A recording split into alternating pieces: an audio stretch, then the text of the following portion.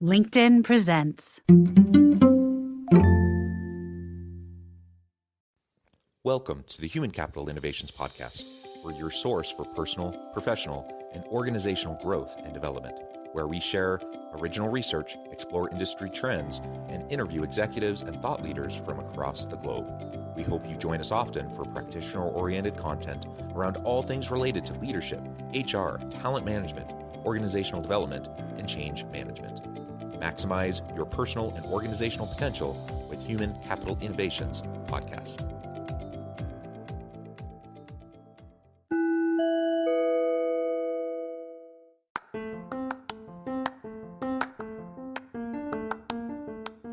Do you enjoy the Human Capital Innovations Podcast? Enjoy ad-free listening by going to the Patreon page, and please consider contributing even at the producer or sponsorship level. And please leave a review. Thank you for your support.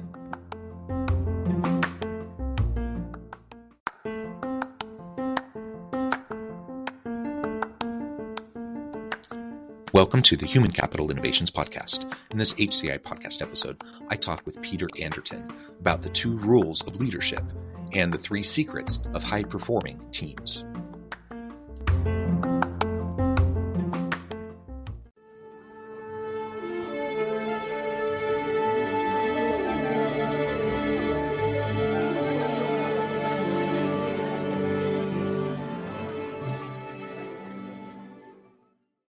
Peter Anderton, welcome to the Human Capital Innovations Podcast. Great to be here, John. Thanks for having me on the show. It is fabulous to be with you today. You're joining us from the UK. I'm south of Salt Lake City in Utah.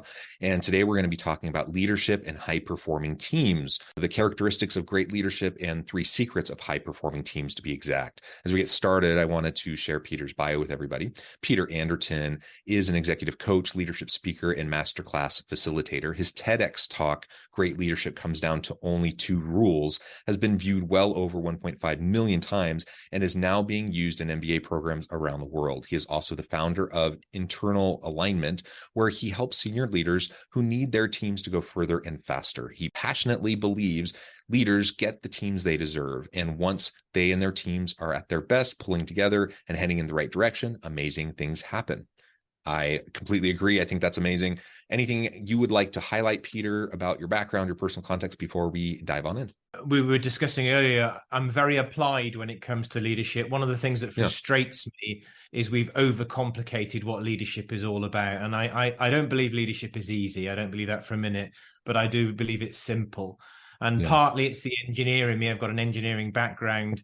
I look at things from an applied perspective. How can we use this? How is this valuable to me? I'm not interested in stuff that's just knowledge for no reason or for no purpose. So it's a very applied approach. Yeah, well, I appreciate that. And I like a good theory. I like a good typology. I think those things are helpful in terms of orientation. They're helpful to, as we try to make sense of a messy world, as we try to self-reflect. But if we never get past the theory, if we never get to the applied where the rubber meets the road, then we're really missing the boat, I think. And like you said, leadership is hard. It's hard work to do it well, but it's not rocket science. It's not complicated. There are very simple things that if you do consistently over time will make all the difference in the world. And the reason it's so hard is the consistency piece. Like people just are not good at consistently doing these basic things that we talk about over and over and over again. And, in order to sell books and to sell, and to be high paid consultants, sometimes people will try to make it way more complicated than it is. And they'll try to say, buy my thing. I'm going to teach you, everything you need to do. The reality is, it really, when you boil it down to the most basic elements, it's just about doing some simple things consistently over time. I think that's really key. And I think, if you like, what I focus on is the mindset of leadership, because there's a lot of people out there thinking, I need this new tool, I need this new technique, this new model, it'll solve all my problems. And of course, that's not the case at all. Actually, what we need to recognize is that leadership isn't about the next tool or technique or idea or concept. It's about what you do with it. It comes down to these small things applied on a day-to-day basis. And the analogy I would give is it's a bit like your phone. I don't know if your phone's anything like mine, John, but I'm terrible at downloading apps thinking, oh, that'd be interesting. And then I never use it. And then I've got apps on my phone that I do use on a regular basis. and I've got apps that I've downloaded but never ever opened. And we can be collecting things like leadership, like apps on our phones. And what I'm interested in right now is the operating system of leadership. It doesn't matter how many apps you download. If your operating system's clunky and it's not working, then everything starts to fall over. If you get the operating system of leadership right, the mindset of leadership right, the rest of it just works. Of course, there are tools and techniques that are useful, but unless you actually get the mindset right, it's just window dressing. And I guess that's what I'm about.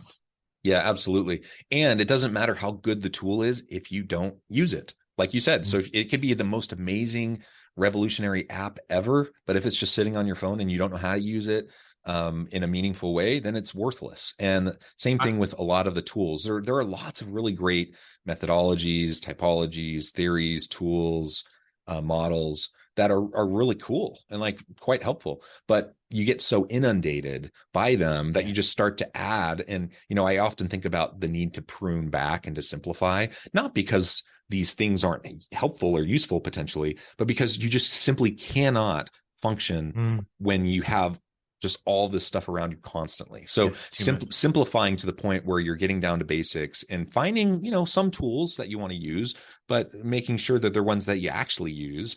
And then, like you said, focus on the operating system, focus on the basics, do those consistently. That'll make all the difference in the world. Yeah, absolutely. I couldn't agree more, John. Well, before we talk and get into the 3 secrets of high performing teams, maybe we could lay the groundwork based on your TED Talk. What are those 2 rules of great leadership that you focus on? Well, the foundation for leadership is rule number 1 of leadership. There's no surprises there. And the first thing that any leader needs to truly understand is that it's not about them. Too often we find that we're focused on our way of doing things, our solutions, what we want, how we want things to be done, and our egos will so often get in the way. And we put a lot of pressure on ourselves because we feel like it's our responsibility to deliver the result. The mindset shift with true leadership, and this is where rule number 1 really kicks in, is that it's not your job to deliver the result. It's your job to deliver the team who deliver the results. And it sounds like semantics, but there is a universe of difference between those 2 approaches. And when you own that as a leader, everything starts to shift. And the interesting thing is, if all you have to do is think back to people that you've worked for in the past, the bad ones and the good ones. And sadly, nobody likes to work for a bad boss, but we usually will learn more about leadership from a bad boss than we do from a good boss. But it doesn't matter which you look at. If you were to write a list of all the different things that they both did, okay, I mean, we can do some of that now if you like, John. Think about worst boss you ever had. Give me 3 or 4 things that they did. Just a bully, a jerk, a narcissist. Like you said, they make it all about themselves. Okay, they take it out on others. Yeah, and you can see that all the way through. And it doesn't matter whether we say they don't listen, they criticize, they took all the praise. The whole point is they put the focus of the attention on them. Now you think about the best ones you ever worked for, and the question is, where is the focus of their attention? Okay, yeah, it's absolutely the opposite. They're more servant leadership minded. They're really geared towards it. It's subtle oftentimes, and that's I agree with your point about sometimes you learn more from the bad leader, because with the good leader, it's subtle. It's not in your face. They're not like constantly shining the light on them saying, look how amazing I am as a great leader. Pay attention to me and look at my example. It's just subtle and it's consistent. And so you have to kind of be paying attention to it. Otherwise you might miss it. Yeah. Well, there's quite a challenge. I mean, Lao Tzu, obviously there's loads of fantastic stuff out there from him, but I think his take on leadership is not so well known. And what he said, the leader is best so that when their work is done, the people say we did it ourselves. Yeah. Yep. So it's not a case of, oh, look what this great leader has achieved. The people think, well, we did that. And again, the problem with that then is we like to look like we're the superhero. It appeals to all of our egos. It's part of the human condition. But as you say, to watch the best boss, well, that's a lot more subtle. It's not as obvious. There aren't neon flashing lights around them saying, oh my goodness, look at that person and the way that they lead. It's phenomenal. but you'll notice the bad one very easily. The good ones are harder to spot. And I've even had conversations with senior people who've been asking me the question, so how do I balance this then with my reputation in the organization? And he recounted a time when somebody had even said to him, look, I don't really know what you do, but your team are fantastic. And it's to think that somebody could actually say that and not join the dots and recognize that's exactly the point. That's what I do. And I think that's really, really key. So that's the foundation. That's rule number one of leadership. Everything begins there. Yeah, and can I also just reiterate what you were just saying, because it's subtle, because not only will members of your team not always notice the subtleties and what's happening, but sometimes, within your organization, they might see the performance of your team and think, ooh, that's fantastic, but they don't necessarily see you and what you're doing and the work you're putting in behind the scenes, and the consistency that you're doing over time to get the team to where they perform at a high level. And I've seen examples where that actually really can hurt the leader, from an internal mobility standpoint, from an internal politics standpoint, potentially, if they're not trying to, lead across and lead up at the same time. So that's a hard thing to balance, is making sure that you're helping, being a servant leader that's focused on your people, giving them the credit, creating the environment where they can do awesome stuff. But then at the same time, you don't want people to just assume you're not doing anything because you just happen to have a great team that's amazing and they're carrying you as the leader.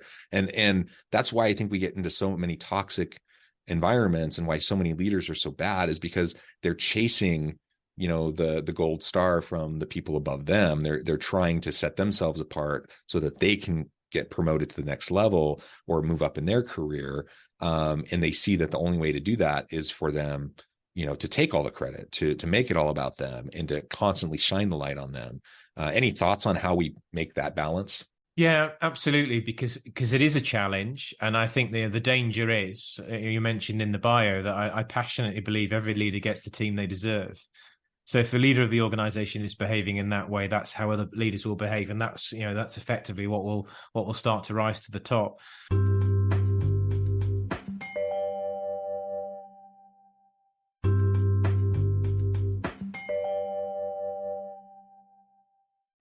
It's not easy. This comes back to what we said before about leadership. But what I would recognize is, when it comes to leading people, it's too easy to think that we're only leading down through the organization. All the principles that we would apply for great leadership as we develop and grow our team apply to the levels above us.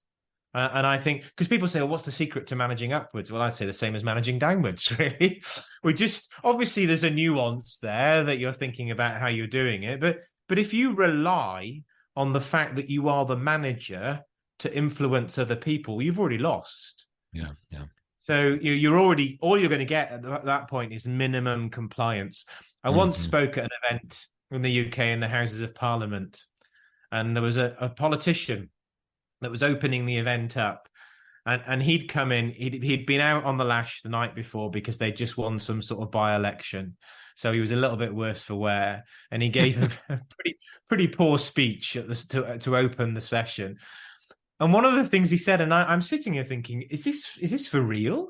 He actually said, it's all right for you, because when we're doing these things, we have to work with volunteers. We're working with all these different political parties, and volunteers are helping us get the votes in and canvass and so on and so forth.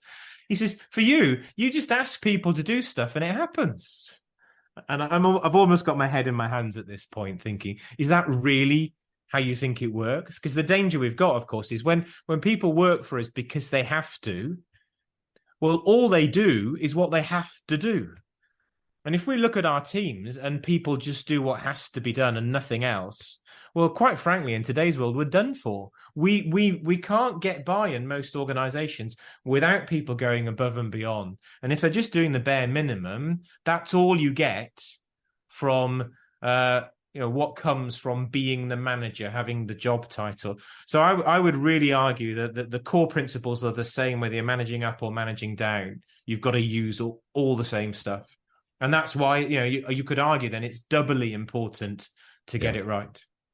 Yeah, well, and the compliance versus commitment mentality that you foster within your team, right? I see that all the Absolutely. time. It's a huge problem in a lot of teams and a lot of leadership approaches.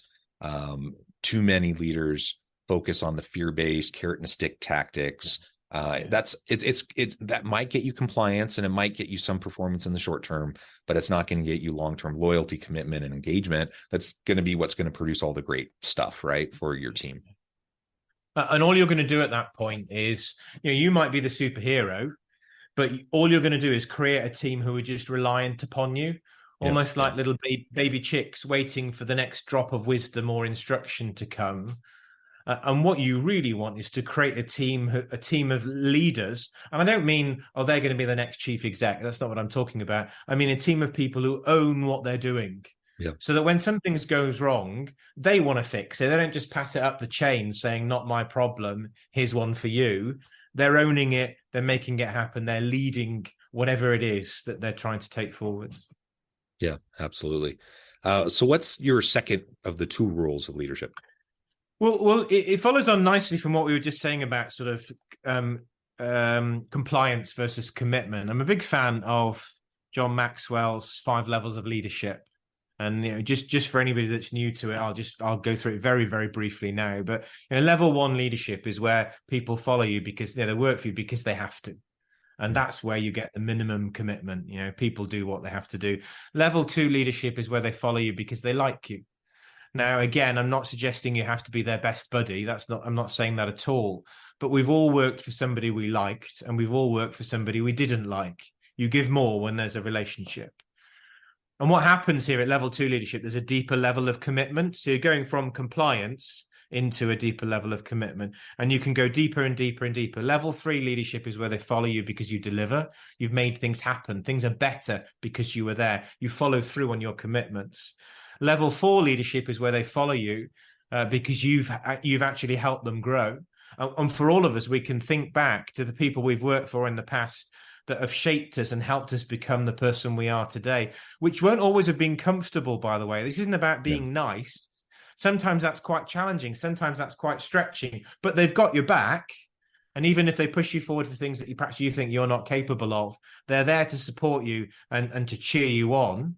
But it's not always easy by any stretch of the imagination. But level 4 leadership is where you're getting to a real deep level of commitment from your team because they realize how you've helped them grow. And then level 5 leadership is the ultimate, where people will work for you with blood, sweat, and tears because they follow you because of who you are and what you stand for. And of course, there's a real awakening today in today's world that it's about, do I buy into the purpose of this organization, of this leader? Do I believe in who they are as a person? Can I respect and trust them? And actually, if those things are all yes, then people are prepared to give everything because they believe in the person and they believe in what they stand for. And that's the deepest level of commitment, which brings us face to face with rule number 2. Because if rule number 1 says it's not about you, it's not about your ego, it's not about your way of doing things, it's not about your solutions. Eleanor Roosevelt put that really nicely. She said, a good leader inspires people to be confident in the leader, but a great leader inspires people to be confident in themselves. So it's not about rule number 1, but that's what rule number 1 covers. Well, rule number 2 then, building on what we've just said here, rule number 2 says, well, it's only about you, which confuses some people initially. But the point I'm saying here is that people are following you because of who you are and what you stand for. And how you behave is absolutely critical. It's the foundation of all things. And the thing to recognize is if we want a deeper level of commitment from somebody, we can't press a button and say, well, hey, John, I'd like a bit more commitment from you. Thank you very much. We have to change our behavior to instigate that shift. So whatever we want from our team, if we find ourselves looking at our team and we're disappointed with what we see, this goes back to what I said a bit before about in time. We've all inherited teams. I get that. We have to knock them into shape at times, but every leader gets the team they deserve. If we're looking in the mirror and asking ourselves the question, why am my team like this? The answer's staring us in the face. We have to change our behavior in order to get a shift in theirs. And Nelson Mandela, he put this beautifully. He said, I could not change others until I changed myself. And genuinely, absolutely everything that you need to know about leadership is one of these two rules. Everything else is just noise. Yeah, well, and I can't help but think of the show Ted Lasso. So I don't know if you're a fan of that show, if you've watched it. I just completed the third season and the finale. No spoilers here for anyone who's part of the audience who hasn't caught up yet. But what an incredible show! So many great leadership lessons. And when I think about what makes Ted Lasso, who's someone who doesn't know anything about soccer, what makes him capable of coming in and turning around this complete mess of a franchise and a team to make it, into something really great and special.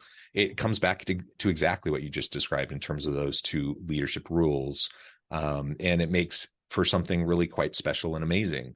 And it's special and amazing because we don't see it all that often, because it's hard to do it consistently. And it requires you to have a lot more, self-assurance and maturity and self-awareness, as a leader, than I think a lot of people are used to.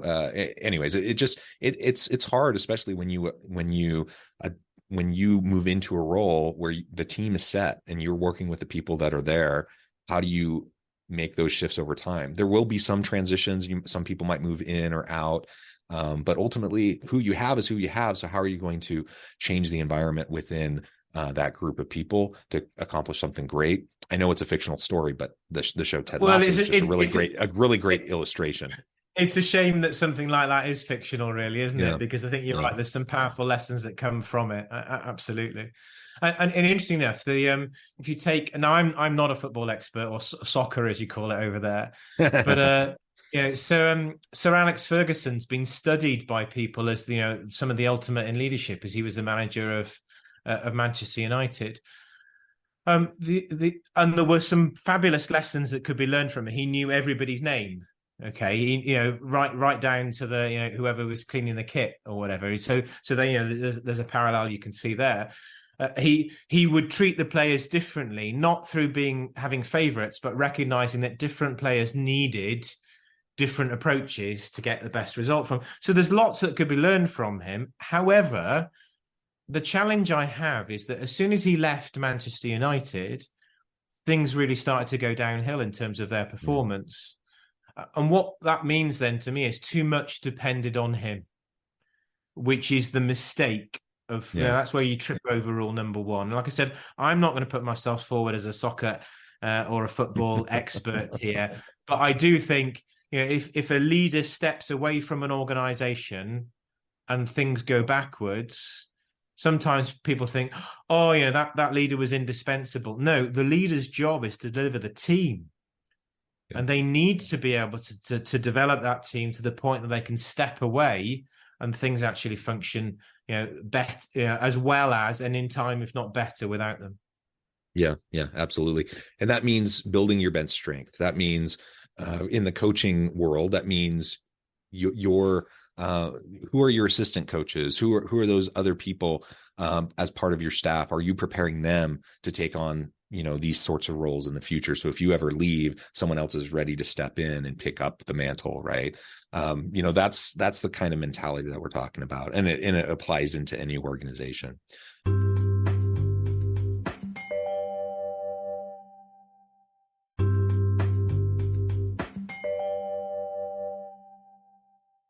All right, let's take the remainder of our time now and talk more specifically about these three secrets. And I know it relates back to these two rules, and we've been talking about teams the entire time. But what are those three secrets of high-performing teams that you talk about? So again, it's very simple, but very, very important. The three things that you need in any high-performance team are connection, potential, and reason. So I'll talk about CPR for teams. And I don't know if that translates in the US the same. Yeah.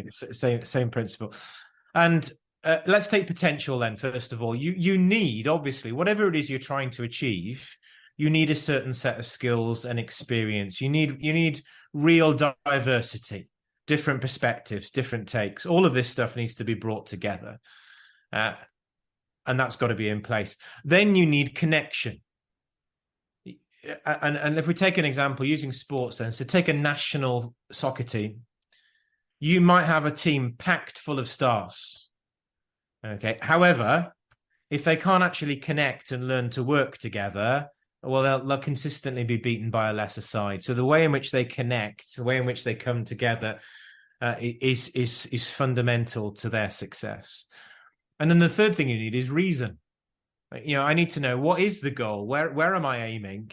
Why should I get out of bed in the morning? Why should I care about whatever it is we're trying to achieve? And if you've got those three things in place, then teams can really start to work. And whether it's connection, Henry Ford famously said, get everybody working together and success takes care of itself. There's an element of, if you can create that combination, but if you can get to the point that people are at their best using their mutual strengths. I was just having a coaching conversation with somebody earlier about a business partner where they're totally opposite, and that's causing them some frustration, but she's also valuing the fact that the fact that they're total opposites means they've got all the bases covered between them as business partners, and that works really, really well. So working with each other's mutual strengths.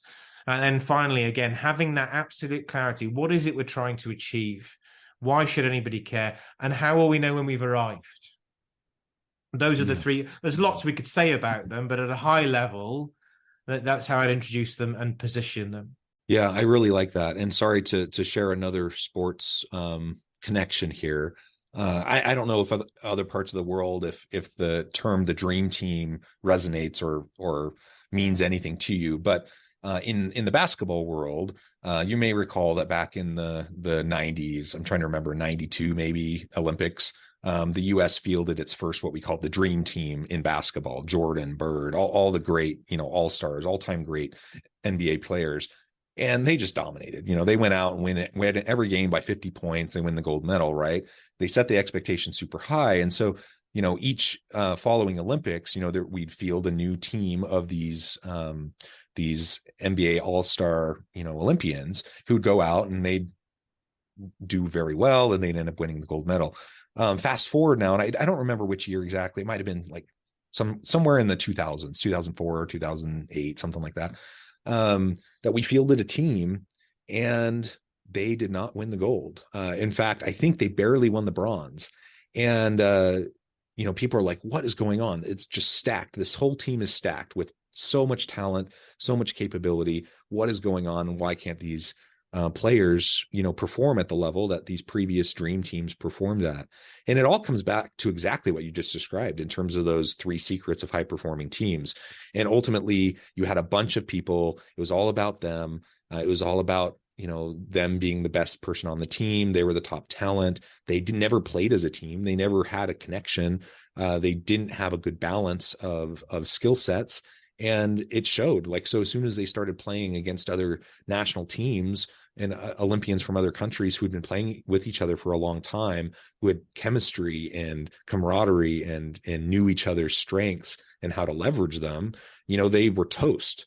And it was a good lesson. Talent doesn't always win the gold, right? You have to have good, you want talent, you want skill, you want ability and capability, but you actually need people to be able to work together. And that's a deficiency of, not just the players in that instance, but the coach, right? And so the leader of the team has to create that environment where people can come together and work together in effective ways. It's really key. And I describe connection as the messy bit in the middle. It's definitely the piece that makes a team or breaks a team. When you get that connection, and it's based on trust, it's based on creating an environment where actually people will say what they really think in the conversation, not afterwards with somebody else. It's said there in the room, or on the pitch or whatever it is. Because too often in teams, the real conversations happen in little huddles here, there, and afterwards. Yep. And that's like a cancer that eats away at a team. You need a team who trust one another and a team who speak openly and honestly with I can't get my words out with each other. Obviously respectfully and professionally, but it needs to all be there on the table. And if you haven't got that in place, then actually a lot of things start to fall away from the performance of the team. It absolutely, I would say that's the part in the middle that makes it or breaks it. Yeah, absolutely.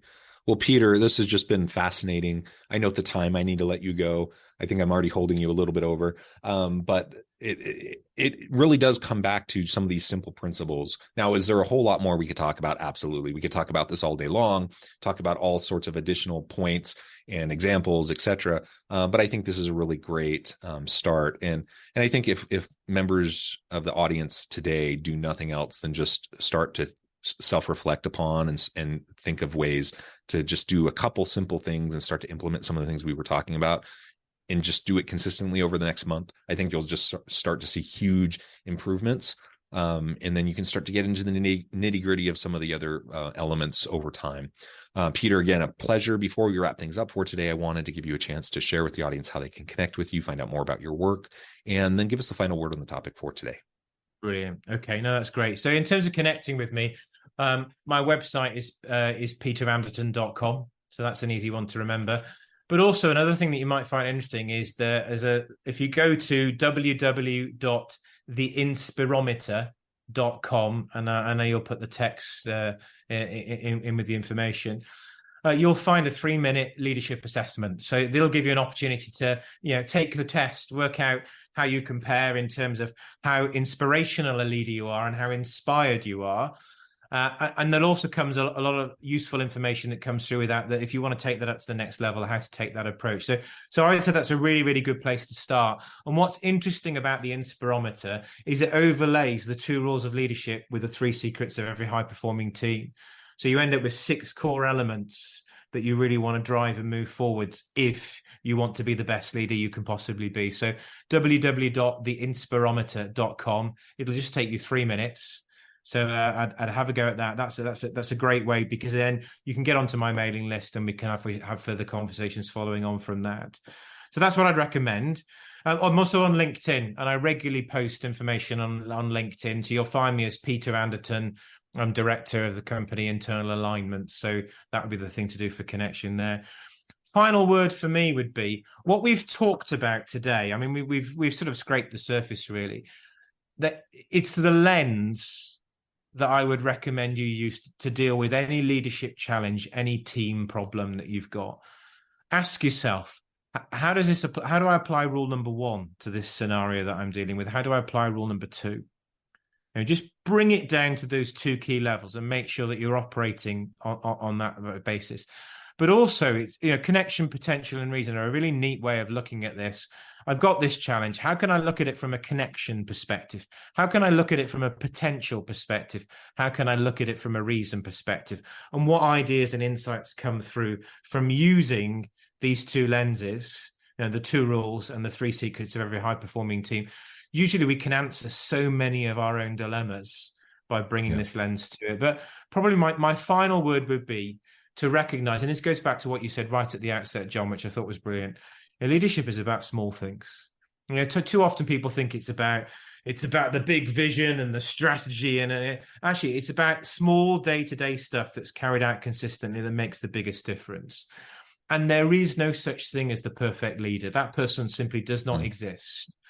But the next best thing is the one who gets and consistently applies as best they can rule number 1 and rule number 2. That's where it all comes together. Thank you, John. It's been an absolute pleasure. Thank you, Peter. I encourage the audience to reach out, get connected, find out more about what Peter can do for you. Check out the assessment, check out his website. And as always, I hope everyone can stay healthy and safe, that you can find meaning and purpose at work each and every day. And I hope you all have a great week. Do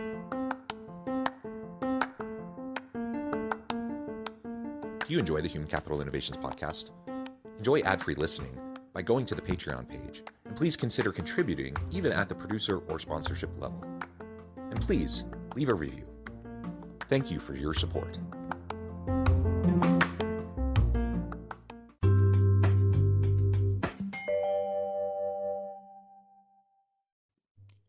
Thanks again for joining us for this episode of the Human Capital Innovations podcast. I hope you stay healthy and safe and that you have a great week.